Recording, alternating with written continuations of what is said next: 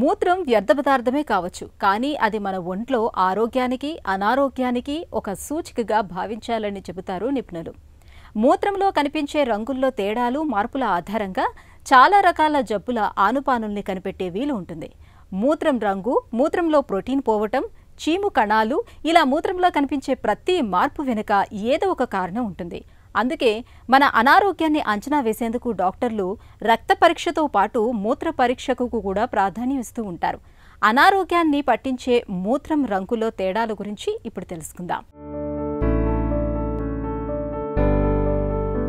కళ్లను గోళ్లను చూసి అనారోగ్యాన్ని అంచనా వేసినట్లుగానే మూత్రం రంగును బట్టి కూడా అనారోగ్యాన్ని అంచనా వేయొచ్చని చెబుతారు డాక్టర్లు.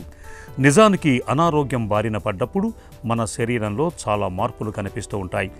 మూత్రం రంగులో మార్పులు కూడా అలాంటి సంకేతాలే. మూత్రం రంగును బట్టి డాక్టర్లు చాలా వరకు జబ్బుని, అనారోగ్యాన్ని అంచనా వేయగలుగుతారు.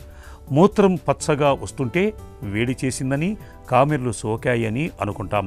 వేడి చేయటం ఎలా ఉన్నా మూత్రంలో పసుపు రంగు అనేది కామెర్లు సోకిన విషయాన్ని ఇట్టే పట్టిస్తుంది.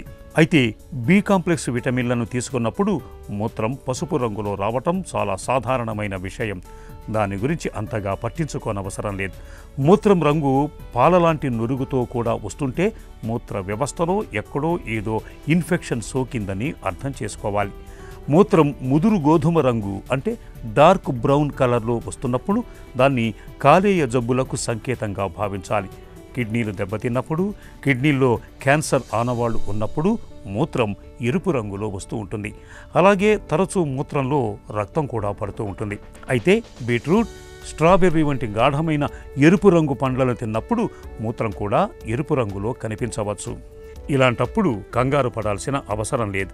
సాధారణంగా తెల్లగా లేదా లేత పసుపు రంగులో కనిపించాల్సిన మూత్రం రంగు మారి వస్తున్నప్పుడు ఆలస్యం చేయకుండా మూత్ర పరీక్షను చేయించుకుంటే చాలా రకాల జబ్బుల్ని తొలి దశలోనే పసిగట్టి చక్కగా నివారించుకోవచ్చు.